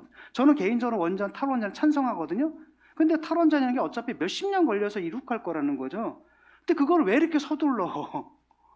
그러니까 임기 내에 이걸 올리겠다는 거예요. 탈원전율을. 그러다 보니까 경제성 평가 조작을 하게 되는 거거든요. 근데 그걸 왜 하는지 모르겠거든요. 그러니까 매사 이런 식으로 정책을 정책으로 추진하는 게 항상 정치화하고 그 다음에 상대평들 그 다음에 뭐라 그러냐 원전 마피아. 그다음 기획재정제는 또 기획재정부는 모피아. 뭐 이런 식으로 항상 의인화를 해요. 문제의 원인을 찾는 게 아니라 범인을 찾아가서 그들을 때려버리고 소수로 만들어서 악마하고 공격하고 검찰이 악마야, 언론이 악마야, 사법부가 악마야. 뭐 항상 이런 식이잖아요. 이러다 보니까 모든 게 다 꼬이거든요. 그래서 저는 이게 이제 문제라고 생각을 합니다. 그리고 이런 것이 아마 다음에 이제 이재명 정권이 들어서면은 아주 극단화될 거라는 겁니다. 이 사람들은 그걸 아주 정치적 확신, 그 다음에 제가 이런 얘기를 해도 못 알아들어요. 여기 자체가 이렇게 세팅이 그렇게 되어 있거든요. 평생을 그렇게 해서 왔고 평생 그런 사람들끼리 서클을 이루어가지고 하기 때문에 그래서 저는 이거 굉장히 위험하고 지금 문재인 정권이 그나마 문재인 대통령이 좀 인품은 좀 있는 편이잖아요. 인품은 있고 그 로봇을 다루는 방식을 보면 좀 차이가 나잖아요. 그 차이가 그러니까 그 차이는 있기 때문에 그게 이제 극단화되게 나타나지는 않고 사람들도 국민들도 그렇기 때문에 어느 정도 좀 왜냐하면은 당이 저러는데도 대통령 지지율은 어느 정도 나오잖아요. 그런 것이 이제 그 부분에 대한 평가가 있는데 지금 이 부분은 좀 다른 것 같거든요. 그래서 저는 그 부분을 걱정을 합니다. 이게 극단화되지 않을까. 항상 정책을 정책으로 합리적으로 이성적으로 해결해야 되는데 항상 정책도 정치를 해가지고 선동을 하고 그 다음에 특정한 사람들을 악마화하고 그들을 공격해서 지지율을 지지자를 끌어올리고 선동하고 그래서 자기들 지지율을 끌어올리고 이걸 정치라고 이해하는 이 사고 방식이 문제라고 봐요. 저는. 네, 좋습니다. 사회자의 역할은 또 적절하게 끊는 게 역할인데요. 다 주옥과 같은 말씀이어서 끊지 않고 듣고 있었습니다. 사실 두 분이 왜 정책이 실패하게 되는가 그 과정과 방법에 대한 얘기를 하셨는데요. 저는 더 중요한 것은 그 결과라고 생각합니다. 실패한 정책은 그냥 정책이 실패한 것이 아니라 국민의 고통으로 온다. 라고 하는 것이 더 큰 문제가 아닐까 하는 생각을 합니다. 문재인 정부 들어와서 가계부채가 1,400조에서 1,800조로 늘었어요. 400조가 늘었습니다. 이것은 결국은 부동산 정책의 실패가 가장 큰 원인이다. 이렇게 얘기할 수 있겠죠. 최저임금이나 지금 말씀하신 것과 같은 소득주도 성장의 정책이 실패하자 국가 재정으로 그것을 막아 놓습니다. 그에 따라서 또 국가 부채 역시도 400조 가까이가 늘었습니다. 이 국가 부채나 가계 부채 이건 결국 누구의 어깨에 가는 것이냐라고 한다면 아주 죄송스럽게도 여러분의 어깨에 올라가는 짐이다. 이렇게 얘기할 수 있고요. 그런 점에서도 사실 여러분 세대가 나서서 잘못된 정책이 일어나지 않도록 더 감시해야 된다. 왜 내 어깨에 짐을 올리는 거야? 라고 화를 내셔야 한다. 라는 생각을 하게 됩니다. 사실 우리가 이미 2부에 들어오셔서요. 2부로 넘어가라고 지금 재촉하시는데요. 이미 들어와 있습니다. 2부의 주제는 어떻게 선을 넘을 것이냐. 어떻게 진영의 도그마, 이념의 도그마에 빠지는 것이 아니라 그야말로 진영을 넘어서 대화를 하고 또 문제 해결을 하는 방법을 찾아낼 것이냐라고 하는 게 2부의 주제가 되겠습니다. 그에 대한 구체적인 소주제를 말씀드리고자 하면 이 책에서는 세 개의 공동체를 이상적인 공동체로 얘기하고 있습니다. 하나는 바른 공동체이고요. 또 하나는 안심 공동체, 또 하나가 뭐죠? 강한 네, 강한 공동체. 이 세 가지의 공동체를 얘기하고 있는데요. 먼저 바른 공동체에서부터 시작해 보겠습니다. 무엇이 바른 공동체냐? 아마 정의가 강물처럼 흐르는 공동체가 바른 공동체가 아닌가 이런 생각을 하는데요. 정의란 무엇인가? 얘기 간단히 시작하겠습니다. 저는 이 정의로운 사회라는 건 좋은 운동 경기와 같다고 생각합니다. 예를 들면 이제 100m 달리기를 할 때 첫 번째 모든 사람들이 함께 같은 출발선상에 서야 되지 않습니까? 두 번째 경기가 시작되면 누가 이렇게 뒷다리 걸거나 뭐 잡거나 반칙하지 않게 심판이 잘 감시해서 반칙하는 사람들한테는 벌을 줘야죠. 세 번째로 이제 결과가 나왔습니다. 그럴 때 1등에게만 상을 몰아주면 안 되죠. 자기가 그 노력한 만큼 적절하게 그렇게 또 상이 배분돼야 되는 것이고요. 네 번째로는 정말 실력이 있는 친구인데 잠깐 실수해서 넘어졌어요. 그러면 그 친구는 다시 다음 재시합의 기회를 줘야 되는 겁니다. 그 다음 또 다섯 번째는 이 역시 실력 있는 친구인데 감기 몸살이 심해서 도저히 이제 못해요. 그러면 이 친구는 양호실에 데리고 가서 치료를 해줘야죠. 그 다섯 가지가 사실 제대로 된 정말 공정한 경기 아니겠어요. 저는 공정한 사회, 그게 사실 제가 바른 공동체라고 책에서는 저희 두 사람이 그렇게 명명을 했습니다만 그 다섯 가지가 있는 사회가 저는 바른 공동체라고 생각합니다. 모든 사람들에게 같은 기회를 주고 그 다음에 공정한 경쟁이 가능하도록 하고 그리고 또 결과에 따라서 승자 독식이 일어나지 않도록 공정하게 배분하고 그리고 또한 한 번 실패한 사람에게도 다시 재도전할 수 있는 기회를 주고 사회적 약자는 따뜻하게 품어 안아서 함께 살아가는 저는 그런 나라가 바로 저희들이 꿈꾸는 그런 나라가 되어야 된다 생각합니다. 근데 지금 안 대표님의 말씀과 달리 지금 한국 사회에는 두 가지의 극단적인 기류가 있다라는 생각이 들어요. 하나는 성적 순이야. 시험 봐야지. 국회의원도 시험 봐야지. 시험 순서대로야. 라고 하는 쪽이 있는가 하면은 다른 한쪽에서는 모두가 똑같아야 돼. 기본이야. 라고 하는 두 가지 극단이 있는 게 아닌가 하는 생각이 드는데요. 어떻게 균형을 잡아야 할까요? 시 교수님. 그 하나가 이제 이른바 이제 메리토크라시라고 능력주의잖아요. 근데 아까 이제 안철수 대표가 말씀하신 것처럼 그것은 뭐랄까 운동장 자체가 기울어져 있기 때문에 예를 들어서 강남의 대치동에 태어난 애하고 근데 경북 뭐 칠곡 이런 데서 태어난 애하고 경쟁한다는 건 말이 안 되잖아요. 그것은 이제 불균등하고 지금 우리 사회도 보게 되면 이른바 이제 특정 대학들 뭐 에스카이라고 하나 그런 대학들이 독점하는 게 너무 심하고 그 특정 대학에 들어오는 애들도 이른바 출신 성분을 이렇게 보게 되면 상당히 그러니까 저 때 이미 있었거든. 제가 90년대 그 조교일 도와주다 우연히 아이들 걸 그걸 보게 됐는데 우리 때랑 다르더라고요. 우리 10년 때는 우리는 그랬거든요. 이제 서울대 들어갔다가 왜 개천에서 용났네 막 그 마을에다가 막 플래카드 붙이고 이런 애들이 있었는데 그땐 딱 보니까 이미 직업이 다 아버지가 변호사, 의사, 뭐 교수 뭐 다 이러더라고 애들 직업이. 그래서 그때 이제 후배들하고 얘기를 했는데 그때 그 10년 후배랑 내가 얘기를 했어요. 그래서 한마디로 제가 야 근데 그래도 인간은 평등해야 되는 거 아니냐 그랬더니 걔 정색을 하면서 하는 얘기가 뭐냐면 아니요 저는 그렇게 생각 안 해요. 저한테는 그게 굉장히 큰 충격이었거든요. 야 이제는 평등해야 된다는 것도 논증을 해야 되는 시대가 왔구나. 걔는 한 번도 가난하게 자라는 사람들을 본 적이 없는 거예요. 그래서 그런 게 이제 굉장히 극심해졌고 이게 지금 더 심해졌겠죠. 근데 이렇게 되게 되면 이른바 한 사회의 이른바 엘리트층, 엘리트를 이루는 그 층이 특정 계층에서만 나온다라는 건 굉장히 비효율적인 거거든요. 쉽게 말하면 10만 명 중에 뽑힌 사람하고 5천만 중에 뽑힌 사람하고는 다른데 애초에 나머지 4,900만은 아예 4,990만 원 아예 기회가 배제되어 있다는 거잖아요. 이건 난 자본주의적이지 못하다고 봐요. 시장경제적이지 못하다고 보거든요. 그런 기회를 균등하게 준 다음에 그 바탕에서 실력 이걸 얘기를 해야 된다는 겁니다. 근데 이거는 싹 지워버리고 그래가지고 시험만 보면 다 누가 돼요. 어차피 시험 들어서는 다 그 사람들이잖아. 그 다음에 그렇게 돼가지고 한번 우리나라는 대학에 한번 들어가면 그걸로 신분이 결정돼. 들어가는 순간에 결정돼. 나올 때 결정되는 게 아니에요. 나올 때는 들어가기만 하잖아요. 그러면 학점 어떻게 대충 따서 가요.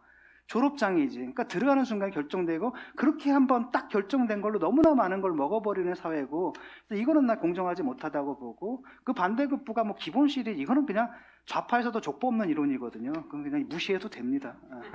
그걸 그냥 선동하려고 만든 거지 정책이 아니거든요. 그러니까 나 같은 좌파 삼인주의가 볼 때 이건 어디서 족보가 뭐 없고 그 다음에 그 캠프에 있는 사람들이 그 운동권 삼류들이거든. 운동권에서도 삼류들이고 뭐 이상한 얘기를 해요. 뭐 아니 뭐 그러니까 빈부격차 해결하는 건 간단하다는 겁니다. 한국은행이 돈을 찍어내면 된다는 거예요.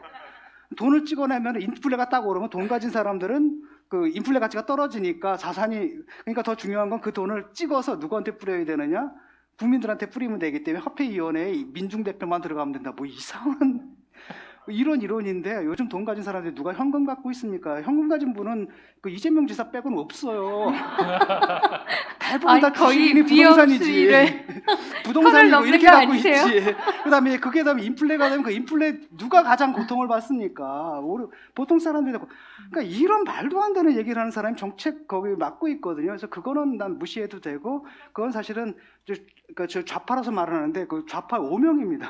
그 좌파의 그 족보가 없어요. 현대 좌파는 시장을 이길 수 있다고 믿지 않거든요. 국가와 시장의 적절한 관계, 최적의 관계를 만들어낸다라는 것. 여기에 우리가 초점이 가 있지. 뭐 그런 방식으로 막 돈 뿌려주고 뭐 이런 것들은 말이 안 되는 거죠. 사실 지금 신 교수님 말씀하신 것처럼 베네수엘라를 예를 든다라고 하면 너무 화폐를 많이 찍다 보니까 나중에는 화폐로 뭐 학을 적고 뭐 그냥 뿌리고 이러다가 그러니까 돈 이제 아예 예. 금본위로 가겠다라고 해서 식빵에는 금 몇 온스 뭐 이렇게 한다라고 금과 하니까 가난한 분들이 이제는 무덤에 혹시 금리가 있나 이것을 위해서 무덤을 파는 사실 베네수엘라는 산유국이고 그러니까 우리로서는 상상할 수 그거 없는 이제 너무 자원을 가진 예. 나라잖아요. 그건 극단적인 경우고 뭐 그렇게까지 될 거라고 생각하지 않아요. 왜냐하면 우리가 또 상대를 비판할 때 너무 극단화해서 비판하면 안 되거든요. 적절하게 비판해야 되는데 예를 들어서 기본소득 100만 원이라고 해봅시다. 아니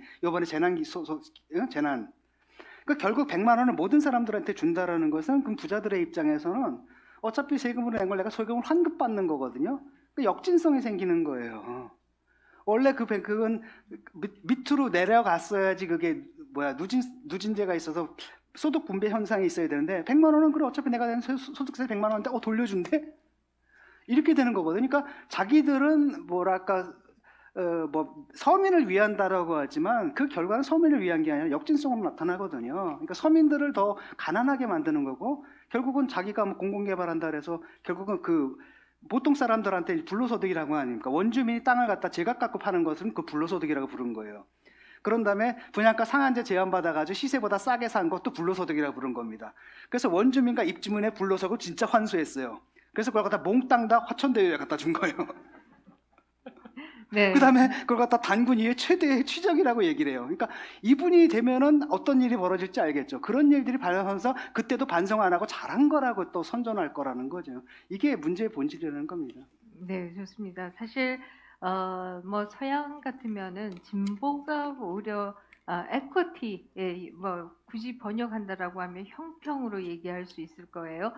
형평을 주장하는 것에 반해서 우리의 진보는 오히려 평등을 얘기하고 있는 것이 아닌가. 그러니까 평등은 맞아요. 근데 평등은 문제인데 그게 평등이 아니라니까 이 사람이 얘기하는 건 평등은 아니고 그냥 퍼퓰리스트예요. 그냥 좌파의 족보도 없습니다. 그냥 퍼퓰리스트고요. 좌파 이론은 족보 없는 이론이에요. 그러니까 자꾸 평등의 가치를 폄훼하거나 공격하는 게 나는 그것도 반대 편향이라고 생각을 하거든요. 평등은 있어야 되는 겁니다. 기본적으로 있어야 되고 그쵸? 왜냐하면 민주주의 자체가 평등의 사상이에요. 그렇죠? 그리고 그것이 법적, 정치적 평등만이 아니라 이제 사회적 평등까지 가야 되는 거고, 근데 외국에서는 보수주의자들도 다 거기에는 다 동의합니다.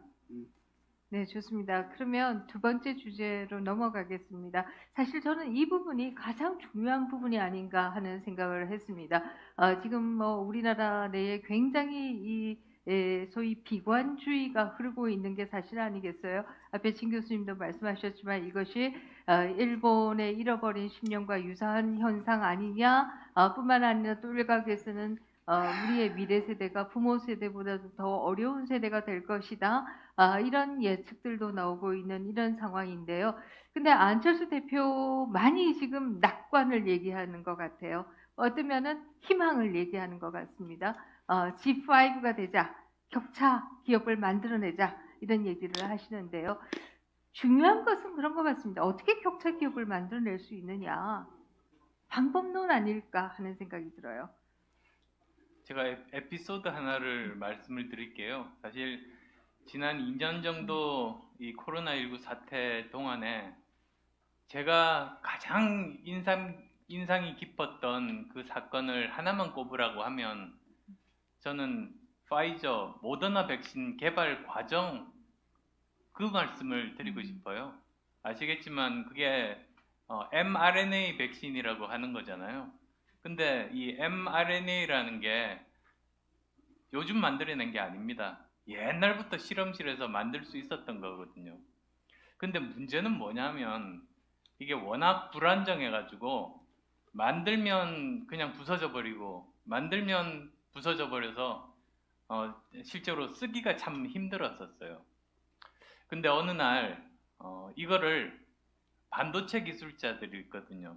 그 나노 테크놀로지 초미세 기술자들 이 사람들이 이거를 본 거예요. 근데 이 사람들은 또 따로 자기들이 실험을 하기 위해서 지방질로 초미세 입자를 만들어서 썼었어요. 그러니까 지질 초미세 입자, 리피드 나노 파티클이라고 하는데 저 mRNA에다가 자기들이 쓰는 지질 초미세 입자를 둘러 씌우면은 그러면 이거 쓸 수 있을 건 아니겠는가라고 생각을 한 거죠. 그래서 나온 게 모더나 백신, 파이저 백신입니다. 그러니까 전혀 다른 바이오 산업과 그리고 또 이 초미세 산업 이 두 가지가 만나서 인류 역사상 존재하지도 않았던 새로운 게 만들어진 건데요. 더 놀라운 거는 사실 그 다음에 벌어집니다. 이걸 개발 초기에 미국 정부가 본 거예요. 생각했어요. 이게 가능성이 있겠다 싶어서 여기서 한 일은 무엇인가? 개발 과정이 어떻게 진행될 거라는 거는 예상이 가능하니까 이 과정을 방해하는 법률이나 규제가 있는지를 살펴봐서 전부 없애버린 겁니다. 그걸. 그리고 또 그래도 속도를 더 빨리 할 수 있는 방법이 없을까 생각하다 보니까 보통 그 임상에서 실험하는 게 임상 1상, 2상, 3상 그건 아실 거예요. 1상이 끝나서 통과하면 2상, 2상이 통과하면 3상 이렇게 되는데 1상, 2상을 같이 해도 된다고 그랬어요. 그러니까 시간이 확 줄었죠. 그리고 실패해도 좋으니까 그냥 연구비를 준 거예요. 파이저하고 모더나에. 그러다 보니 결과적으로 보통 백신이 5년에서 10년 정도 걸려야 나오는데 1년도 안 돼서 나오게 된 게 이제 이 많은 사람을 살렸죠. 저는 이 이야기에 앞으로 지금 21세기 전 세계가 어떤 방향으로 갈 것인지 모든 이야기가 다 담겨 있는 얘기입니다. 여기서 핵심들은 우리나라 보면 각 분야마다 서로 벽을 쌓고 협조가 잘 안 돼요. 정치뿐만 아니라 다 마찬가지거든요. 선을 못 넘어요. 근데 이렇게 서로 다른 분야들끼리도 자유롭게 연구할 수 있는 그런 환경, 그 다음 또 두 번째로는 실패해도 책임을 묻지 않고 계속 도전하게 만드는 거. 사실 0.1%밖에 성공 확률이 없다고 하면 더 도와줘야죠. 그럼 999명 실패해도 한 사람이 성공하면 노벨상 받을 수 있으니까. 그 다음 또 세 번째로는 정치권이, 정부가 세상의 기술의 흐름이 어느 방향으로 가는지를 이해를 하고 있어야 거기에 맞는 전문가를 택해서 그 방향으로 국가가 갈 수 있거든요. 그러니까 요즘은 옛날 산업화 시대하고 다릅니다. 옛날 산업화 시대에는 뭐 군 출신도 모르는 분야 많은데 전문가한테 맡기면 되지 해서 맡기던 시대, 그게 7, 80년대 사고방식이고요. 지금은 21세기는 워낙 복잡해서 한 분야 내에서도 여러 방향의 다른 전문가들이 있어요. 원전 보세요. 탈원전 전문가가 있지만 소형 모듈러 원전, SMR 전문가가 있는 법이거든요. 그러면 정치권이나 정부나 또는 정말 그 뭐 대통령 같은 리더가 어느 방향이 맞는 방향인지는 알아야 그 사람을 뽑아서 그 사람한테 맡길 수가 있죠. 그래서 이런 세 가지를 할 수 있는 나라는 이제 앞으로 정말 더 발전할 수 있을 거고요. 이걸 못하는 나라는 이제 망할 수밖에 없다, 망가질 수밖에 없다. 근데 지금 우리나라 상태는 학문 간의 벽이 심하고 실패하면 다시 기회 안 주고 정부에서 기술에 대한 이해가 전혀 없이 그냥 규제 하나 없애는데도 4, 5년 걸리고 이걸 안 고치면 대한민국 미래가 없다는 거거든요. 근데 이걸 고칠 수 있는 기회가 저는 이번 대선입니다. 이게 중심 의제가 돼서 뭐 어떤 사람이 돼도 좋아요. 이걸 하겠다고 공감대가 형성이 되고 국민적인 그 의견이 모아지면 그게 엄청난 압력이 돼서 우리나라를 바꿀 수 있는 것이 될 거예요. 저는 그게 제가 말씀드리는 시대 교체인 거죠. 네. 네, 좋습니다. 아마 여러분의 박수는 꼭 그런 방향으로 가야 된다. 이런 동의의 박수가 아닌가 하는 생각이 드는데요. 이 책에서 대표님이 555 얘기하고 계시잖아요. 구체적으로 어떤 내용이에요? 그러니까 제가 드리는 이런 세 가지 개념을 제대로 그 적용해서 국가를 바꾸면은 이런 5가지 분야의 초격차 기술 분야를 만들 수가 있는 거거든요. 그리고 또 그렇게 해서 5개의 삼성전자급의 글로벌 대기업을 만들고 그렇게 해서 5대 경제 강국이 되자. 그럼 그 과정에서 정말 수많은 일자리들이 나오고 많은 사람들이 함께 행복하게 살 수 있는데 이게 저는 단순한 7, 80년대 성장 담론을 말하는 게 아닙니다. 옛날에는 한 기업에 몰아줘서 그 기업은 잘 살지만 낙수 효과가 사라져서 다른 국민들의 삶은 달라지지 않았잖아요. 근데 이걸 바꾸는 노력을 같이 해야 된다는 거죠. 그래서 이번에 해야 될 일은 한 대기업만 중점적으로 키우고 모든 그 혜택을 그 기업만 가지는 것이 아니라 함께 잘 살 수 있는 그 생태계를 만들자 이런 겁니다. 예를 들 뭐 잠깐 짧게 예만 들게요. 우리나라 인터넷 기업들이 처음에 만들어졌을 때 문제점 중에 하나가 이런 거예요. 미국의 구글은 검색을 하고 나서 결과를 클릭을 하면 원래 그 컨텐츠를 만들었던 사이트로 보내줍니다. 그러면 구글만 잘 되는 게 아니라 그 컨텐츠를 만드는 주위 회사들이 전부 다 잘 되는 이런 상생의 공동체가 만들어지는 거죠. 그리고 그건 구글한테도 이익이에요. 지금은 기업끼리 1대1로 싸우는 전쟁터가 아니고요. 연합군끼리 싸우거든요. 자기를 도와주는 이런 기술 있는 벤처 중소기업들이 많은 데가 이깁니다. 이제 이 게임의 룰이 바뀌어서요. 근데 우리나라에서 초창기에 이제 네이버라든지 다음이라든지는 검색해서 클릭을 하면 자기 사이트에서 못 빠져나가게 하잖아요. 모든 컨텐츠를 자기 거를 우선으로 다 제공해 주니까 결국은 원래 그런 컨텐츠를 만들었던 사람들은 아이디어만 뺏기고 다 말라 죽죠. 네. 이런 거를 바꾸는 식의 555를 만들자. 네, 그겁니다. 좋습니다. 사실 지금 뭐 너무 늦게 가고 있다고 시간 재촉을 계속 하시는데요. 계속 듣고 싶은 말씀들이어서 제가 계속 그냥 듣고 있었습니다. 세 번째로 말씀하시는 것이 안심국가를 말씀하셨는데요. 안심공동체이죠. 여기에서 코로나를 얼마나 좀 더 과학적인 방역을 할 것이냐, 이런 책의 내용들도 있고요. 그러나 여기서 또 20대 분들이 가장 관심 있는 부분 중에 하나가 모병제이기 때문에 이 안심 공동체에서 제안하고 있는 준모병제에 대한 얘기, 어떤 보관을 가지고 있으신 건지 이에 대한 말씀 좀 듣도록 하겠습니다. 사실 이번 뭐 국민의힘의 경선에서도 이 모병제 논란이 굉장히 많았어요. 어떻게 보세요?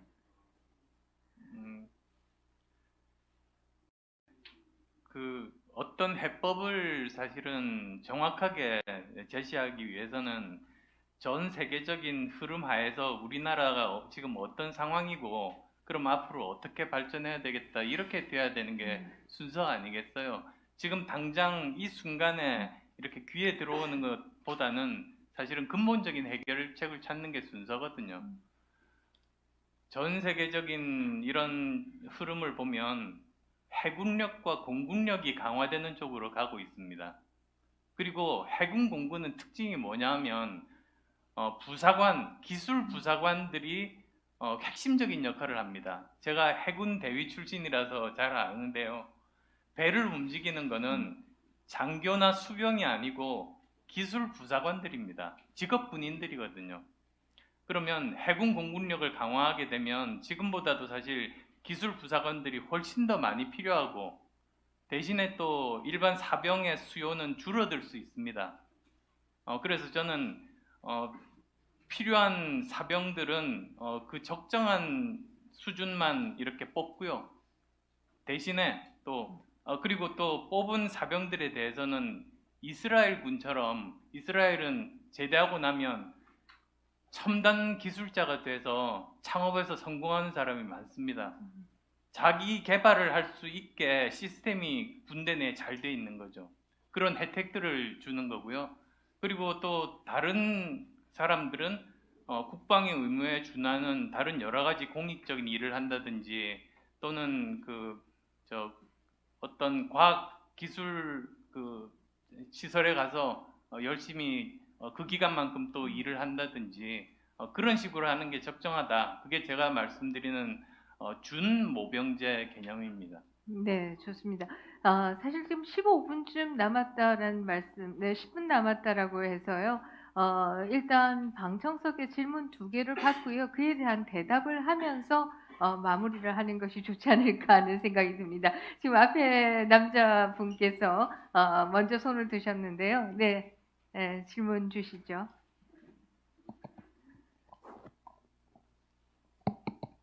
네. 말씀 잘 들었습니다. 저는 좀 사실 일부에 드렸어야 되는 질문이긴 한데 저는 이제 반도체 전공한 학생으로서 이제 대표님이 아까 말씀하신 메모리 반도체 만들러 갈 학생이거든요. 그래서 되게 그 과학기술 공약에 대해서 감명 깊게 들었는데 사실 지금 우리나라가 그런 과학기술 분야에서 걸쳐 있는 문제점이 무엇인지 또 학생들이 실제로 느끼고 있는 문제점이 무엇인지 알고 계신지 궁금하고요. 또 그걸 구체적으로 어떻게 해결해 나가실 건지 한 가지 들어보고 싶습니다. 네, 좋습니다. 지금 반도체에 대한 질문이 있으셨고요. 네, 우리 빨간색 옷 입은 분에게 기회를 드리도록 하겠습니다. 죄송합니다. 대표님께서 이번에 책을 내시는데 혹시 다른 서적 같은 것도 잘 읽으시는지 그리고 이번에 혹시 중간 착취의 지옥도라고 하는 책이 나왔었는데 그 원청과 하청 사이에서 중간에 인건비를 약간 착복하는 그런 문제를 다뤘더라고요. 그런 문제에 대해서 알고 계신지 또 해결 방안 가지고 계신지 궁금합니다. 네, 두 질문이 다 전문적인 질문이어서 쉽지 않아요. 그러나 또 그 부분들도 책의 일부 예. 언급이 되어 있더라고요. 네, 자, 답변 둘 듣겠습니다. 다 제가 네. 답변할 수밖에는 없는 질문 같은데요. 우선 첫 번째로는 우리나라 그 R&D 투자는 세계 최고 수준이잖아요. 근데 왜 노벨상도 못 받고 특정한 산업화가 잘 이루어지지 않는가? 저는 그거는 너무나 단기 성과 위주의 그런 투자를 하기 때문이라고 저는 생각해요. 즉, 지금 대한민국의 정부 R&D를 그러니까 연구개발비를 받아서 성공한 확률이 98%에 달합니다. 그 말은 무슨 말이냐면 성공할 수 있는 연구만 한다는 뜻이고요. 새로운 연구를 하지 않는다는 뜻이거든요. 그러다 보니까 이게 뭐 노벨상을 받는 새로운 연구를 한다든지 또는 산업화로 연결이 되지가 않는 거죠. 그래서 저는 이게 다 보면 그 정부 돈이니까 감사는 해야죠. 근데 너무 이 성과에 집착하는 단기 성과에 집착하는 감사를 하다 보니 이런 부작용이 생긴 겁니다. 새로운 분야에 도전하지 않는 겁니다. 따라서 지금은 결과에 대한 책임은 묻지 않고 과정에 있어서 이 사람이 정말로 성실하게 연구에 임했는가, 도덕적인 문제가 없는가만 살펴보고 그런 문제가 없다면 사실은 그 실패에도 책임을 묻지 않는 그런 식으로 바뀌어야 된다. 저는 그렇게 생각하고요. 그리고 또 나아가서 정부 조직 구조도 저는 과학기술부총리제를 만들어서 거기에서 그런 과학기술 분야라든지 그리고 또 인력 양성 부분이라든지 이런 모든 부분들을 산업화라든지를 다 관장할 수 있게 이렇게 정부 조직 체계를 바꿔야 되고요. 그리고 또 하나 인재 양성도 사실은 해야 되는 것 아니겠어요? 근데 인재 양성을 하려면 사실은 대학에 제가 말씀드린 5개 분야 초격차 기술 인재들을 양성할 수 있게 해줘야 되거든요.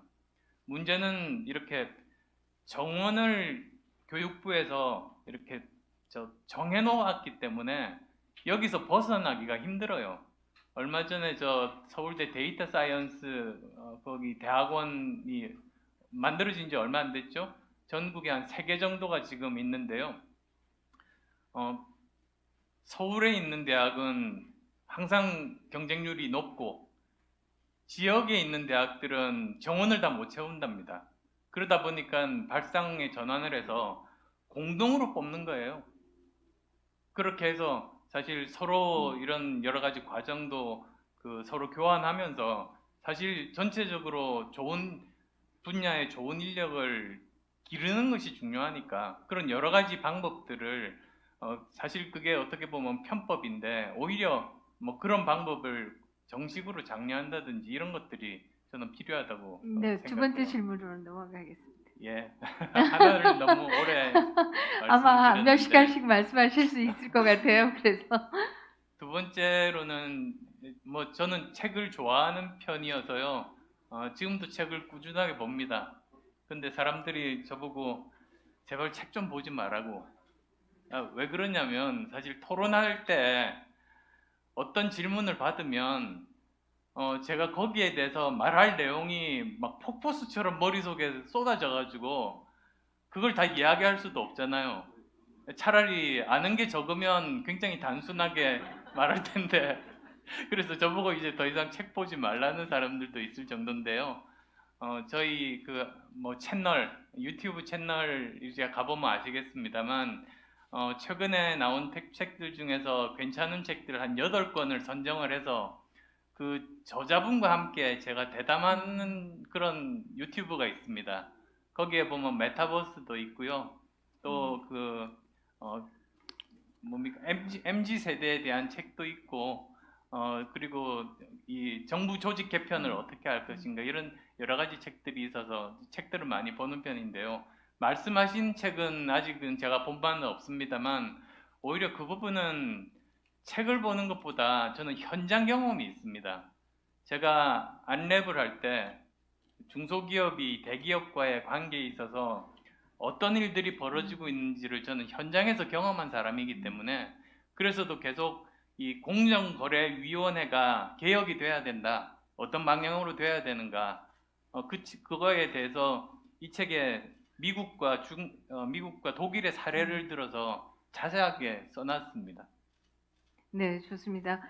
지금 책 내용에 있는 부분들 말씀하셨는데요. 제가 개인적으로 읽고 굉장히 이런 부분은 좀 많이 공유되었으면 좋겠다라고 생각한 부분 중에 하나가 독일과 이스라엘의 관계, 독일과 이스라엘이 서로의 관계를 어떻게 풀어나가는가, 이 부분도 굉장히 저로서는 소중한 한국 사회에 필요한 지혜이다 이런 생각을 했고요.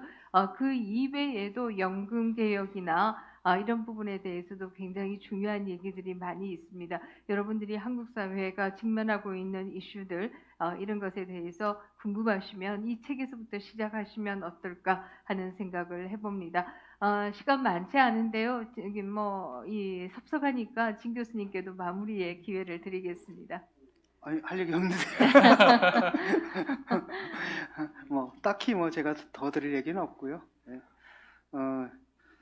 하여튼 보수니 진보니 이게 다 산업혁명의 이데올로기고, 그러니까 사실은 다 낡은 거거든요. 낡은 거고. 요즘은 또 누가 누구를 찍느니 이거 가지고 서로 또 비난하고 이러는데 그냥 좀 안 그랬으면 좋겠어요. 그러니까 내가 누구를 찍을지를 생각을 하고, 그러니까 남이 누구를 찍는지에 대해서는 비난 좀 안 했으면 좋겠거든요. 그 사람들은 또 그럼에도 불구하고 그 사람 찍는 이유가 있겠지.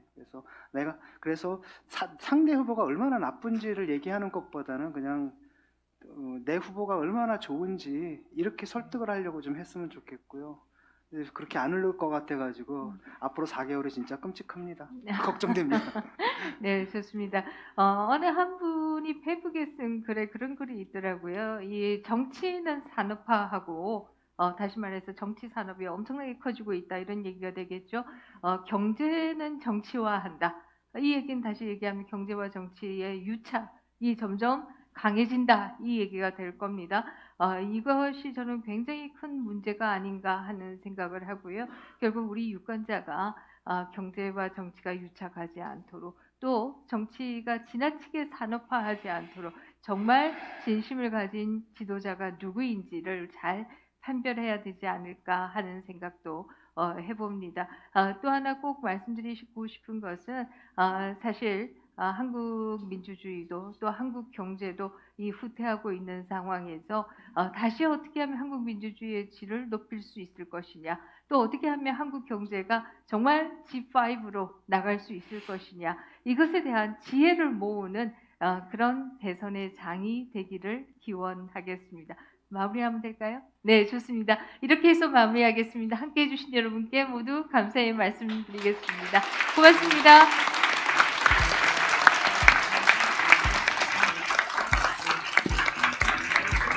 고생하셨습니다.